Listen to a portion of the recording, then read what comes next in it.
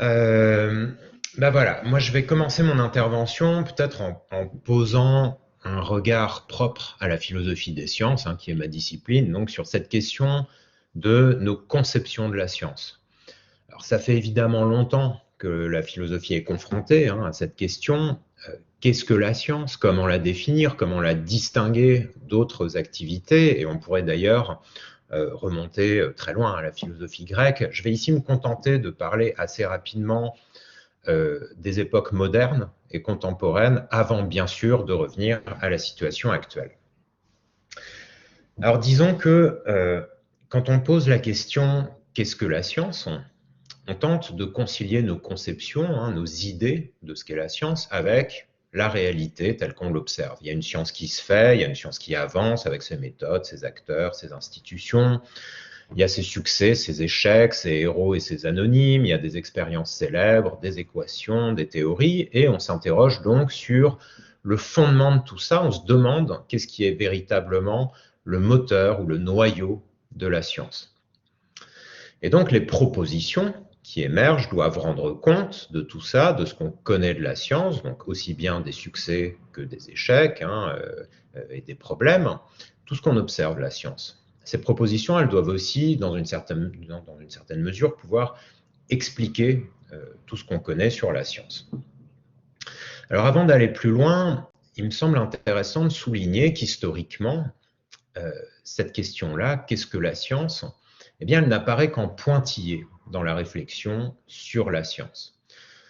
Alors, c'est une question qui parfois fait l'objet de nombreux travaux et débats contradictoires chez les gens qui travaillent sur les sciences, ce que j'appellerais les analystes des sciences, qu'ils soient philosophes, historiens ou sociologues, par exemple. Donc, c'est une question qui parfois vient au premier plan et puis qui, à d'autres moments, s'éloigne au second plan, et ce pendant parfois de longs moments, ça peut aller jusqu'à plusieurs décennies. Et ça, c'est à mon avis parce que il s'agit d'un questionnement qui est réactivé par certains événements. Alors ça peut être par un certain climat marqué par de l'obscurantisme ou bien par des avancées rapides de la science parmi d'autres choses. Alors, si on remonte au début de la science moderne, au XVIe, XVIIe siècle, l'interrogation sur la science, sur qu'est-ce que c'est que la science, à l'époque, vise surtout à démarquer une certaine rigueur de la pensée par rapport aux idées pittoresques qui sont encore largement partagées, un mélange de religion, de superstition et de raisonnement hasardeux. Alors, les penseurs de l'époque mettent l'accent sur la science comme domaine de la raison, de la pensée bien menée, de bout en bout, selon les règles de la logique, les règles de l'esprit. On va trouver ça aussi bien chez Bacon que chez Descartes. Si on fait un saut dans le temps, qu'on passe au XIXe siècle, sous l'impulsion d'un philosophe français, Auguste Comte, qui sera suivi par une certaine descendance intellectuelle au début du XXe siècle, des philosophes autrichiens et allemands du cercle de Vienne. Pour tous ces philosophes, la science doit surtout être démarquée, cette fois-ci, de la spéculation métaphysique. Tous ces philosophes ont été impressionnés par les avancées de la science sous l'impulsion de Newton, de Darwin, de Maxwell, d'Einstein, tandis que la métaphysique ne cesse de se perdre dans des débats sans fin. Alors ici, encore une fois, pour ces philosophes, à cette époque, l'accent sera mis sur une science qui se démarque surtout par la nature des questions qu'elle pose, une science qui a l'humilité de rejeter les questions auxquelles elle n'a pas la réponse. Donc ça va être la physique pour la science et la métaphysique pour les esprits spéculatifs qui veulent continuer à tourner en rond. Alors on le voit, la définition de la science se fait en général contre quelque chose. Il y a quelque chose qui est détecté comme semant le trouble dans nos conceptions de la connaissance, qu'il s'agisse de raisonnements fallacieux, d'esprits dogmatiques ou trop spéculatifs, ou de la place de la religion qui n'autorise pas à penser librement à certaines époques lointaines. Pour un autre philosophe viennois très, très connu sur ces questions de définition de la science, Karl Popper, le point sensible est encore ailleurs. Pour lui, la démarcation, elle doit s'opérer cette fois entre science légitime et puis donc cette science qui a abouti justement à tous les succès de la physique, Donc démarquer entre cette science légitime et puis des théories qui sont certes très populaires et impressionnantes, on est toujours au début du XXe siècle, hein, à cette époque-là, mais Popper remarque que certaines de ces théories prétendent expliquer tout et son contraire et que finalement elles ne peuvent jamais être mises en défaut. Il cible en particulier la psychanalyse et la théorie marxiste. Et donc, lui va insister sur toute autre chose. C'est la science comme finalement domaine d'une certaine prise de risque, hein, inhérente vraiment à toute théorie scientifique. C'est le fameux critère de falsifiabilité. Pour être scientifique, une théorie doit être falsifiable. Il faut qu'il existe des conditions sous lesquelles elle serait mise en défaut. Si ça n'existe pas, c'est qu'on est dans un autre registre que la scientificité. Donc, pour Popper, la science comme domaine des idées pouvant être mise en défaut, mais résistant à cette mise en défaut. Un petit peu plus tard, on passe là à la Deuxième Guerre mondiale, le sociologue américain Robert Merton proposera quant à lui un ensemble de critères pour caractériser les bonnes sciences. Ça va être les fameuses normes CUDOS, C-U-D-O-S. C'est un acronyme pour désigner un certain nombre de normes qui sont, donc pour Merton, communalisme, universalisme, désintéressement et scepticisme organisé. Alors, je ne vais pas rentrer dans les détails des conceptions de la science que se forme Merton. Ce qui m'intéresse, moi, c'est que, à cette occasion-ci, donc je rappelle, pendant la Deuxième Guerre mondiale, ces travaux, ces normes devaient permettre cette fois de distinguer entre science légitime toujours, et puis cette fois une science pratiquée par les régimes autoritaires, notamment sous les régimes nazis et staliniens. Donc, avec ce très rapide retour sur l'histoire des conceptions de la science, ce qu'on constate, c'est que la question de la définition de la science, elle n'est jamais posée de manière indépendante, mais toujours en considérant que la science doit être séparée de quelque chose qui la menace, qui la parasite, qui l'attaque ou qui l'affaiblit. Donc, quand on parle de démarcation ou de frontière entre science et puis ce qui n'est pas la science, donc entre science et non-science, finalement, on ne s'intéresse pas à l'ensemble de la frontière qui délimite la science ou les sciences, mais aux seuls endroits qui sont, à une époque et dans un contexte donné, rongés et susceptibles d'être ébréchés. Alors, comme je le disais tout à l'heure, c'est aussi une question qui disparaît très régulièrement de la scène. Et par exemple, après les travaux de Popper puis de Merton, donc on arrive au milieu du XXe siècle, justement les philosophes de la deuxième moitié du XXe siècle vont assez largement désinvestir ce problème, s'en désintéresser. Il y a eu quelques petites résurgences. Il y a eu notamment aux États-Unis l'assaut des créationnistes qui ont voulu imposer l'enseignement du créationnisme en tant que théorie scientifique dans les écoles. Donc il y a eu un certain nombre de philosophes des sciences qui, dans les années 80, ont été forcés de monter au créneau pour dire « Non mais attendez, nous on sait ce que c'est que la science c'est ça et le créationnisme ne devrait pas en faire partie ». Mais finalement, ils n'ont pas fait grand-chose d'autre que d'exposer l'état de l'art des travaux tels qu'ils se présentaient déjà au milieu du XXe siècle. Donc c'est une question qui a été assez largement désinvestie depuis, je dirais à peu près le milieu du XXe siècle. Donc puisque cette question est peu à peu tombée en désuétude, on peut se demander pourquoi la reposer à l'occasion de ce séminaire. Je dirais tout d'abord que c'est parce qu'elle se pose d'elle-même, enfin elle a été posée assez explicitement lors de cette crise. Ce qu'on a vu, par exemple, c'est un certain nombre d'articles de presse titrés que l'image de la science avait été ternie. Et ça me semble vouloir dire que lors de cette crise, nos conceptions de ce qu'est ou de ce que doit être la science ont été déçues, qu'elles ne correspondent pas ou plus à la réalité de ce qui s'est passé, d'où la question qui se pose d'avoir à repenser la manière dont on peut faire s'accorder la science et nos conceptions à son sujet. Alors maintenant, il faut aussi voir que ce diagnostic posé d'une image ternie de la science ouvre plusieurs interrogations.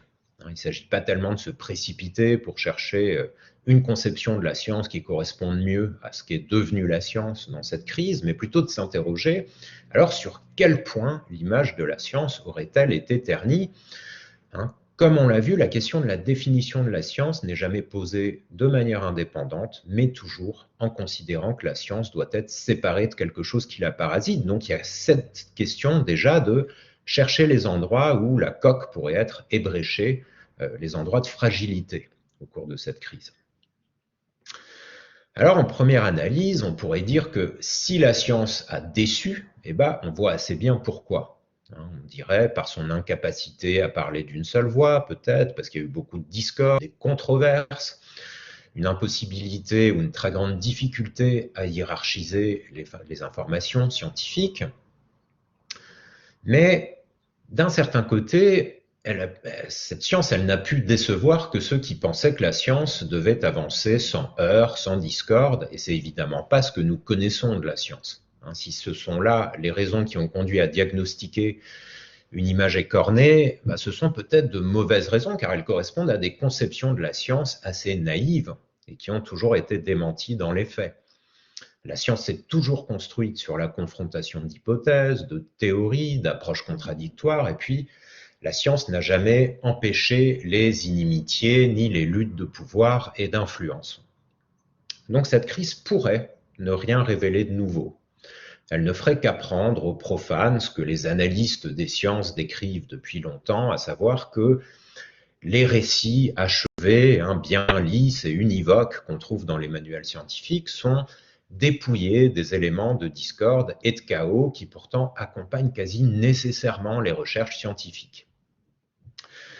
Voilà, alors c'est bien tentant de poursuivre sur cette voie-là, celle d'une science dont l'image n'aurait été ternie que pour ceux qui en tenaient une conception naïve et fausse et démentie depuis longtemps.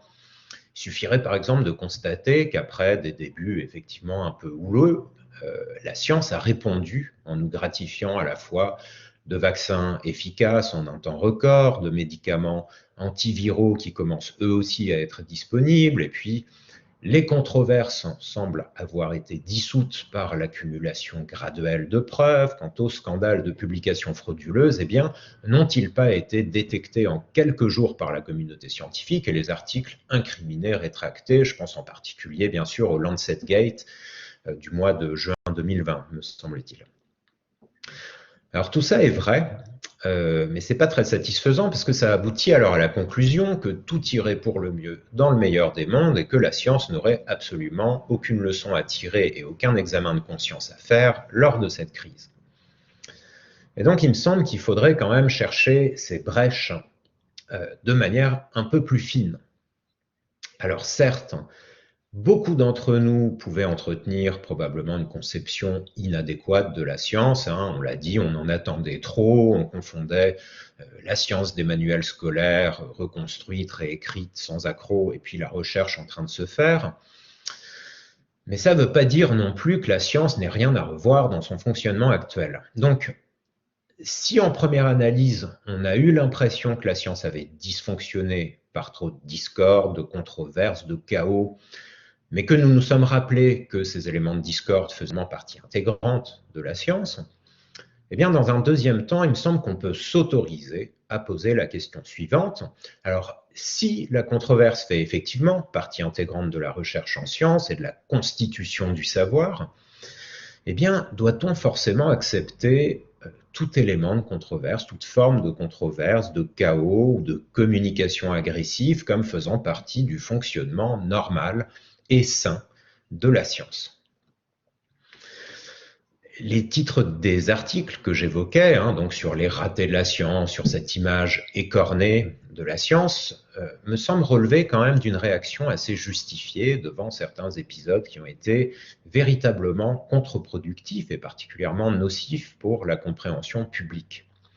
Je pense en particulier à la scandaleuse communication, à mon sens en tout cas, qu'a menée le professeur Raoult sur l'hydroxychloroquine, une communication qui n'était absolument pas nécessaire pour prendre soin, comme il l'entendait, des patients, mais qui a fortement troublé la perception du public, les essais cliniques qui étaient menés dans le même temps, et donc l'avancée de réponses qui sont quand même venues plus tard. Donc, sans aller plus loin dans l'identification des problèmes qui ont été rencontrés lors de cette crise, l'une des brèches qu'il me semble aujourd'hui assez urgent de colmater sur cette frontière entre science et non-science, ou bien entre bonne science et mauvaise pratique, eh bien, ça touche à la communication. Il semblerait qu'en ce début de XXIe siècle, et à l'aune des changements radicaux que nous connaissons en termes d'accès à l'information et à la désinformation, le grand chantier à ouvrir porte sur la manière dont la science doit porter sa voix, y compris d'ailleurs dans l'exposé des tensions et des controverses. Il ne s'agit pas de toujours lisser et uniformiser le discours. Alors après moi, Léo vous l'a annoncé, Catherine Bourquin et Olivier Monod interviendront aussi, et peut-être seront-ils là aussi pour étayer ces analyses et contribuer à identifier ces endroits où la science n'a pas forcément été à la hauteur des attentes. Mais pour conclure et pour résumer mon intervention et ouvrir le débat, je dirais que j'ai identifié deux lignes croisées de questionnement. La première porte sur nos conceptions de la science lorsque nous attendons de manière trop optimiste que la science nous fournisse des réponses et des solutions sans accroc, sans hésitation, sans controverse. Et là, je pense qu'il faut distinguer sur ce point entre les conceptions, encore une fois, des analystes des sciences qui ont relevé depuis longtemps que nous ne pouvions pas espérer ça de la science. Et donc, de ce point de vue-là, ce qui est en train de changer, c'est sans doute que les conceptions, je dirais, profanes de la science ont dû pas mal évoluer. Le public a vécu une acculturation à la science telle qu'elle se fait, et il en sait désormais beaucoup plus sur ces dynamiques propres à la science. Ma deuxième ligne de questionnement porte sur ce que nous pouvons malgré tout poser comme exigence dans nos manières de concevoir la science, en disant que malgré la reconnaissance du caractère chaotique de la recherche en train de se faire, il fallait peut-être pas s'accommoder de tout. Il y a de nouvelles régulations à penser, notamment en matière de communication, peut-être de hiérarchisation des contenus, et puis de lutte contre les fausses informations ou les prises de parole abusives. Alors, soit dit en passant, ce sera l'objet de notre prochain séminaire le 7 février, donc je ne vais pas m'engager beaucoup plus sur ce point et conclure en vous remerciant. Merci à toi Vincent, pour cette intervention donc liminaire d'introduction. C'est parfait, le paysage est posé. Donc tu as donc fait part de ton analyse, de ta façon d'interpréter effectivement la place de la science, et tu as pointé effectivement peut-être cette acculturation du grand public sur ce qu'est la science dans sa réalité et dans sa pratique, et notamment ce qu'elle a effectivement de conflictuel et de pluriel. Et puis pour conclure que finalement notre attention devait être portée surtout sur la façon dont la science se donne à voir au grand public, et notamment les enjeux de communication, voire de régulation. Bon, peut-être qu'on n'ouvre pas la discussion là-dessus. Pour le moment, je propose qu'on fasse les 3 interventions et peut-être qu'ensuite on fasse une discussion sur l'ensemble. N'hésitez pas à poser vos questions dans le chat. Moi, j'ai vu qu'il y en avait une, mais qui est assez générale. La science a-t-elle évolué ces derniers temps? Bon. Je ne sais pas si, Vincent, tu veux y répondre tout de suite à cette question. Elle est un peu large. Elle est très large, elle est très générale, et puis il y a sans doute une réponse évidente qu'on peut apporter qui est oui, bien sûr. En fait, la science évolue tout le temps. Donc, il y a sans cesse des nouveautés, il y a sans cesse des nouvelles théories, des nouvelles pratiques, des nouveaux instruments. Là, récemment, on a entendu parler des nouvelles techniques vaccinales, évidemment, qui ont fait grand bruit. Donc voilà, bon, c'est une réponse un petit peu bateau que j'apporte, mais la science a-t-elle évolué ces derniers temps? Je dirais oui pour toutes ces raisons, mais moi celle que je pointais du doigt, enfin que j'avais envie de souligner pour le débat de ce soir, ça porte aussi sur la communication. Et là, au contraire, peut-être que la science a pris un petit temps de retard. par rapport à l'évolution des voies de communication, des réseaux sociaux. Tout ça est en train de changer très vite et peut-être que la science n'a pas encore pris la mesure de tout ça. Donc je pense qu'on le discutera tous ensemble plus tard. Moi, en tout cas, ça me va très bien de revenir à une discussion générale un petit peu plus tard, le temps de digérer les différentes interventions. Alors peut-être une question précise encore, et puis je passerai la parole ensuite à Catherine, donc de Chantal Bernard. Ne dites-vous pas le contraire entre vos propos sur le Lancet Gate et le professeur Raoult? Donc je comprends cette question en termes d'autorégulation de la science par elle-même, hein, puisque tu as pointé le fait que le Lancet Gate, effectivement, l'autorégulation avait été rapide. Est-ce le cas pour le professeur Raoult? Et il n'y a-t-il pas deux poids, deux mesures sur ces deux cas? Voilà, question intéressante.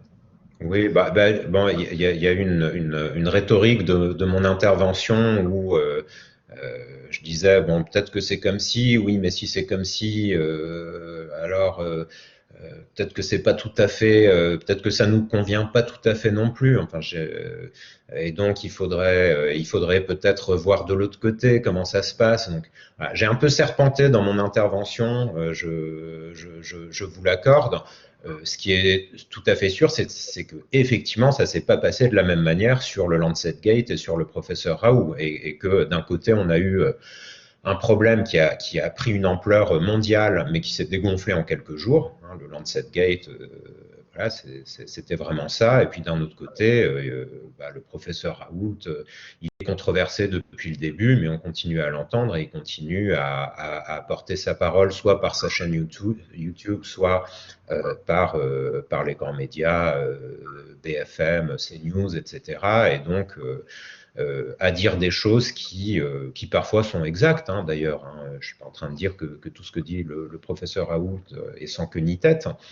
Mais il y a justement quelque chose de très difficile à démonter avec lui, en particulier parce que c'est un acteur qui peut justifier d'un statut d'expert très, très facilement. Hein. On n'est pas en train d'avoir affaire aux frères Bogdanov ou à des acteurs comme ça un peu plus borderline et qu'on peut démonter de cette manière-là. Là, on a affaire vraiment à quelqu'un qui est au centre de sa discipline et donc beaucoup plus difficile à contrer en fait. Voilà, j'en dirai pas plus là-dessus. Oui, je pense que la personne faisait référence au processus de publication et notamment à la capacité qu'on peut avoir à évaluer de façon fiable une publication et la question de l'impartialité des reviewers. Voilà, tout un tas de processus qui, parfois, dans certaines publications de l'IHU de Marseille, n'ont pas, voilà, des processus qui n'ont pas été respectés ou en tout cas qui ont été peut-être, on va dire, accélérés à un point tel que certaines règles d'intégrité scientifique ne soient pas respectées. Voilà. Et du coup, quelles sont finalement, ça pose la question voilà. Ça pose la question des outils de régulation, ça pose la question précisément que tu as pointé de la capacité d'autorégulation de la science par elle-même et notamment dans cette caractéristique de publication. Parfait.